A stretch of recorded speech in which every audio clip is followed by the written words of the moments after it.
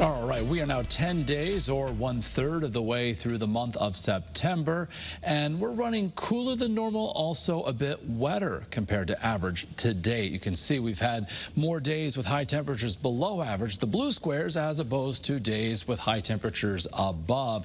And when it comes to rain, we certainly picked up on some meaningful amounts Friday, Saturday, and of course this past Sunday from Bradley Airport, where the records are kept for the Hartford area, all the way to Bridgeport and along coastal Connecticut, southeastern Connecticut on the drought monitor, abnormally dry. This does not take into account the rain that fell last week, and we do get an update tomorrow morning. So of course we'll be the first to bring you that information as it comes into the first alert forecast center, as we do anticipate at least some improvement on that front.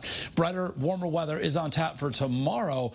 Great weather on tap for Friday fairs and football. And when it comes to the weekend, while it starts dry, it could end with some showers, but by no means are we expecting a washout as of now. On the allergy front, the ragweed and grasses, those allergens are in the low category over the next several days. Our iCam view from Waterbury right now, 56 in the Brass City, a light northwest wind at 6 miles an hour. Great visibility, of course, statewide, 59.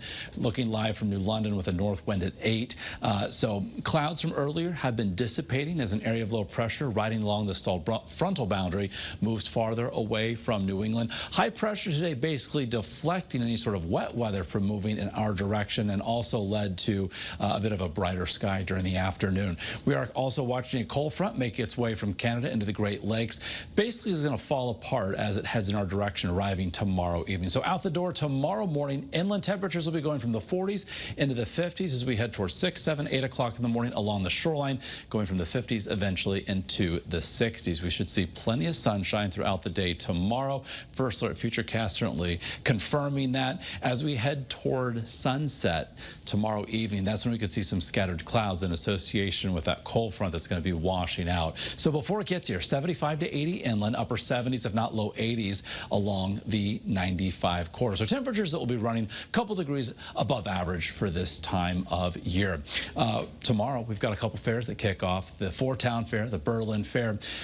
Temps tomorrow evening, they'll be in the mid-70s while the sun is up, drop into the 60s after sunset. Again, some scattered clouds, but that is basically certainly dry weather, border to border. For Friday, high pressure, the big blue H moves in and dominates. That translates to dry weather, lots of sunshine. If you're heading up to into Western Mass, to West Springfield for the Big E as it kicks off on Friday.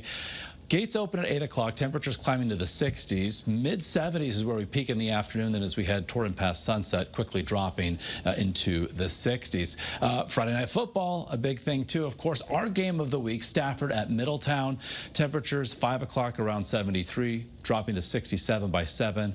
61 by 9 o'clock. So you may want to have a jacket on hand. On our first alert 7-day forecast for the upcoming weekend, mostly sunny on Saturday, mid-70s. Sunday, partly to mostly cloudy. Low-end chance for some isolated showers. That's also the case into Monday. Otherwise, Tuesday next week, upper 70s. By Wednesday, a week from now, Connecticut Day at the Big E. Lots of sunshine, highs near 80.